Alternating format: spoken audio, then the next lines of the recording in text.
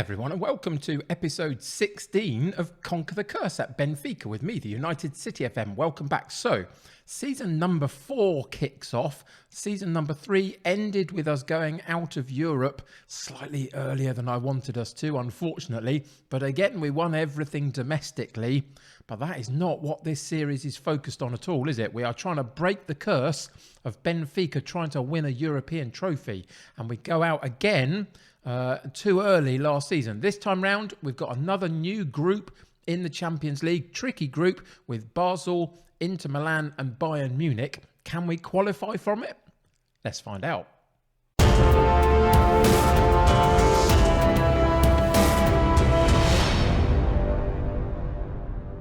So there is a definite theme producing itself here, and that is that we are still struggling a little bit in Europe to get the results I'm looking for and get through to the latter stages of a competition. But domestically speaking, we are absolutely dominating Portuguese football right now, and I don't see that changing this season. We have definitely improved this squad. So, for those that have just joined us, my name's Kev, I'm the United City FM. Welcome to my Conquer the Curse series with Benfica. The whole point of this series is to try and win a European trophy with Benfica, because in the 60s, one of their managers on the way out of the club, who had a bit of a bust up with the board, put a curse on the club and said that they would not win a European trophy in the next 100 years. We're now 60 years into that. That's still the case. 8 finals, and Benfica have lost all 8 of them. So we're going to try and see if we can change that. So far, we're in our 4th season. Each season so far, we've struggled as we've reached the knockout phases of a couple of different European competitions. So that's where we find ourselves. Today, we start a new season in European terms for us on the episodes, but we have already got going in the season as we usually do. So 8 games into the domestic season, we're sitting top of the table, haven't lost a game yet, haven't drawn a game yet, look really amazing. We're going to be looking at a couple of transfers that I made over the summer in a minute, because they have improved the side no end. And it's just about whether it's enough to do something in Europe. In terms of European competition, we've played 1 game already, because in the group stages, we play game 2, 4 and 6, just so we get to play each of the 3 teams in our group. Today, we play Inter Milan. Third up for us in the group of 3 that we're in is Basel. But we did get a very, very good win against Bayern Munich, 2-1 away from home. Pretty spectacular start to the group. So you can see that we haven't lost a game, haven't drawn a game so far. So in the league, we're on 4 points. We've got through a League Cup round as well. And we've got that away win against Bayern Munich. Today, Inter Milan are up. And we'll see what happens with that.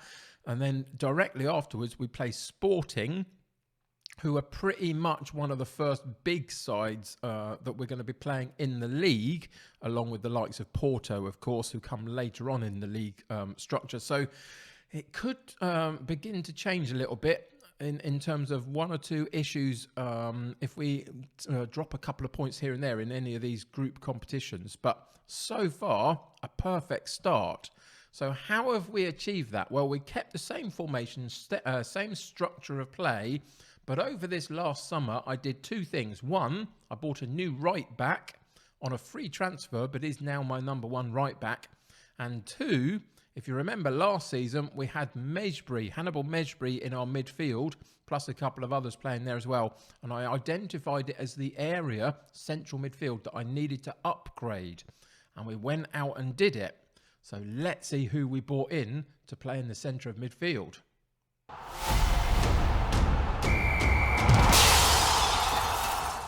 So this isn't going to take long at all, is it really? 3 names for you. Pedro Porro comes in on a free transfer. We've had him before on loan here at Benfica, and he now comes in permanently, and he's going to be my new number 1 choice at right fullback. Very good young player. Well, 25 now, he's maturing all the time, but he's very good for this level of football that we play at, and it means that Selic and he will rotate in that fullback role, and we've got depth in that position, which is really fantastic. First of 2 central midfielders then comes in. Sandro Tonali. We brought him in And I think he's going to be fantastic for us. Just an all-round good player. Lots of 14s, 15s across the board, really. And it's a definite improvement in the sort of slightly more defensive of the two central midfield roles. He's a little bit of an improvement on what we've had before. So he comes into the club and has started very well. 2 goals, 2 assists in 8 starts.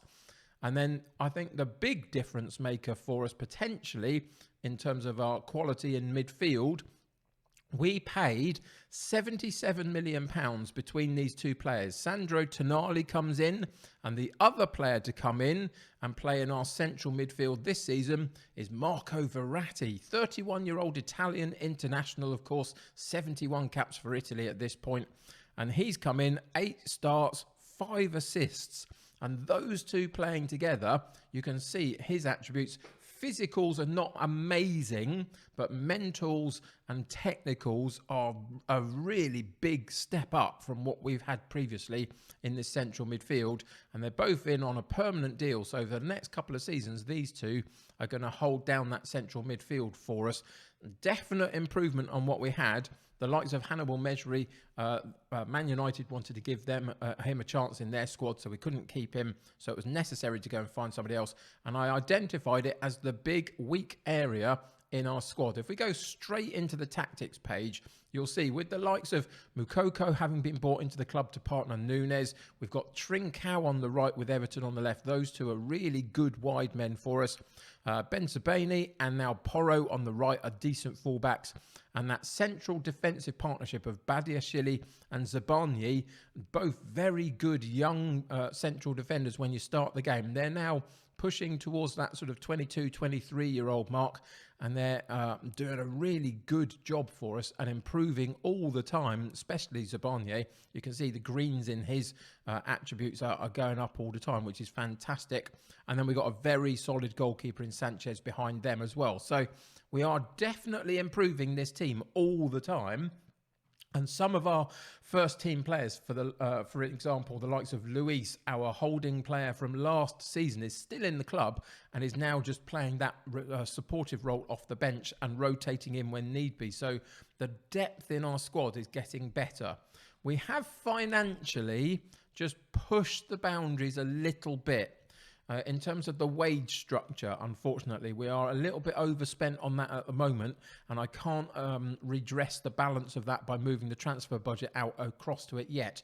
I suspect I will be able to as the season progresses, but just at the moment, we are slightly overspending on wages, which I'm sure the board won't be too impressed by, but it was just the way that I could get Verratti and Tonali into the club, really, and we'll see if that's ultimately the long term will be the right move for us. But for today, we play Inter Milan. If we go to the competition page, you'll see top of the table in the Portuguese Premier League.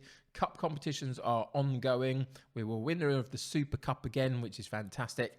And we got that brilliant win against Bayern Munich away from home in the first of our group stages in the Champions League. So today, Inter Milan, they were one that won their first game as well against Basel. Can we take the points from them? Let's go find out. So we're going to just go straight into the tactics again, show you that nothing has changed in terms of the setup of the side. Still in the 4-4-2, still with limited instructions on there. And a very, very good starting lineup at the very least. In terms of what we've got available to us today, the only player missing is a rotating option on the left of midfield, Moreira.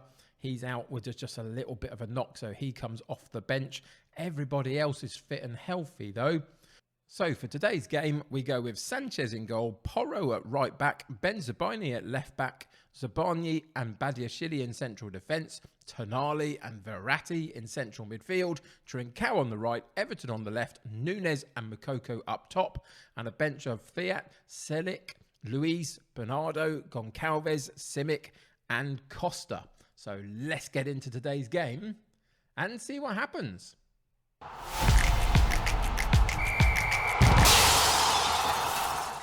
So you'd imagine that this one's going to be one of our more tricky games to play. Inter Milan, even at home for us on this particular occasion. So I've been a little bit more subdued in the team talk. Hands together as the gesture. Just told them, stick to the plan, stay patient. We'll be absolutely fine and see what we can do. At home, you've got to make your chances pay and take the advantage of home support, haven't you? So hopefully we can do that.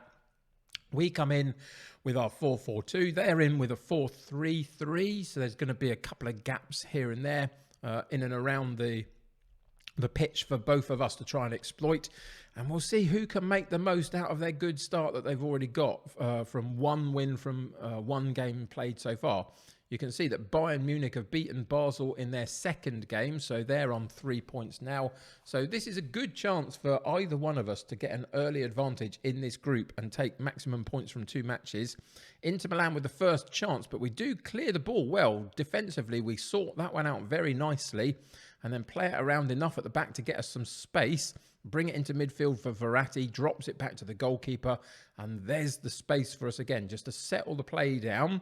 And he chooses to go long, which is a little bit disappointing, but we win the second ball, which is really fantastic. And then Trincao has a really good effort off the right foot, sweeps it across goal, but just narrowly goes wide of the post, unfortunately, and out for a goal kick. But a really good move nonetheless. Moukoko with the next highlight for us, drives down the right-hand side, puts it into Trincao, and he again gets the shot away at the near post, but the goalkeeper parries it. We win the ball back again, and we attempt to have a second attempt, but Inter Milan eventually win the ball back and take possession away. We were close at that near post, but not quite close enough, as you see the replay of that one there. Trincao again having a second attempt for us. Excuse me. And Inter Milan start another opportunity for them down the right-hand side. They get the ball in. That was a good cross in. I'm not quite sure whether it came off goalkeeper or crossbar, but it gets cleared either way. And we just about save ourselves from that one. You can see Inter Milan having an awful lot of possession, 64% of the possession so far. We had more shots at goal and on target. So it's not always how much you have, it's about what you do with it, I guess, in terms of the football. Verratti at the top of the box drops it back to Tonali, sweeps the play out to the right-hand side. That's a brilliant ball in. Did Moukoko move too quickly? Was he onside? We'll have to see. I suspect he was off. But it was a good driven cross, and it has been awarded. Moukoko held his run perfectly then, it seems. Tonali with a good ball across to Pedro Porro, and he just finds a brilliant gap to put the ball through.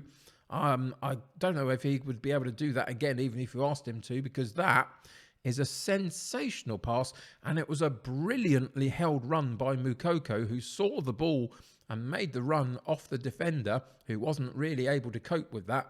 And he pokes it home for 1-0. Really, really good start. If we could take 6 points against Bayern Munich and Inter Milan, we're beginning to demonstrate that we can push ourselves against some of these slightly bigger European sides. Now, obviously, there's another set of teams above that, maybe, the likes of PSG, Man City, etc., that could cause us even more problems later on. But this is really encouraging for this season, at least to get out of this group and have another proper crack at the knockout stages. So we'll see what happens with that.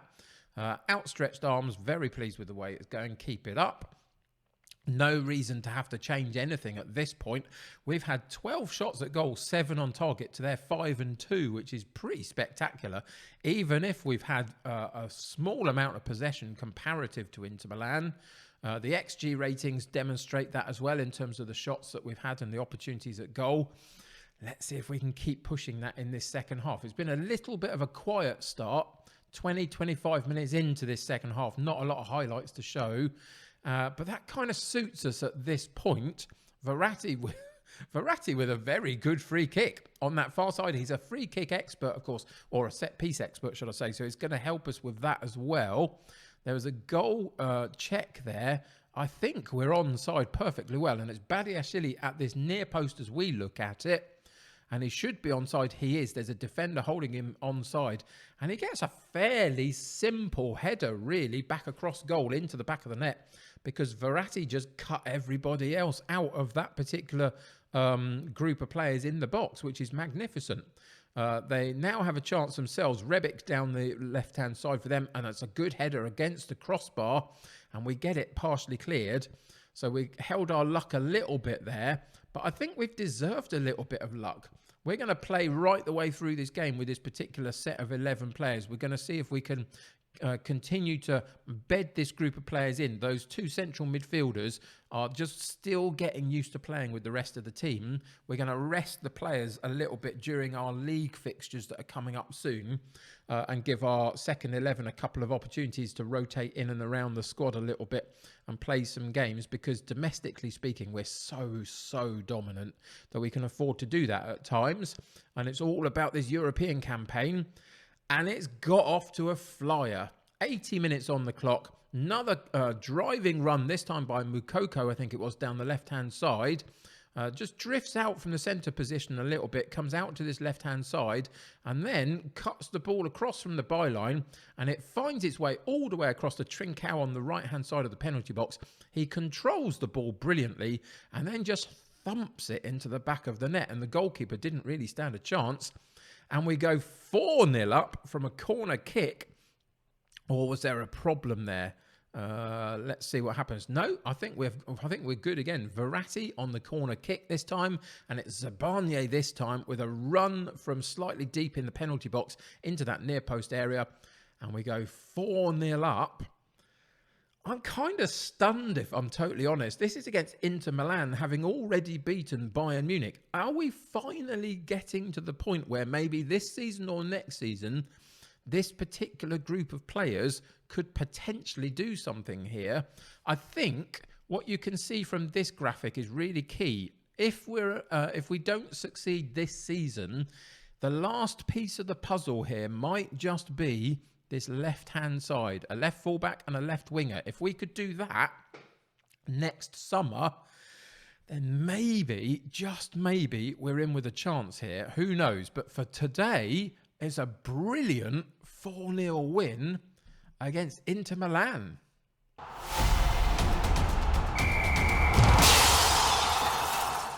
So most of us will know that momentum is a really key thing in football in general, but also specifically in Football Manager. So keeping this run going as much as is possible and being able to rotate the players at the right time. We've got a cup game coming up soon against a slightly lower side, for example. Gives us a good chance to rotate this 11 and get people playing fresh football, which is fantastic. So we'll be doing that a little bit over the next few fixtures. But what a fantastic start this has been to this season. Another green dot to add to our sea of green results so far, especially in our competitive matches. That's fantastic. And the last three fixtures, 3-0, 3-0, 4-0, beginning to show real dominance in terms of keeping clean sheets as well, which is magnificent to see. We've got a few interesting fixtures coming up. Sporting are the next ones out for the Premier League in Portugal, and they're one of the tough games that we have to play. We then play Basel in the next game in the Champions League after a cup game as well.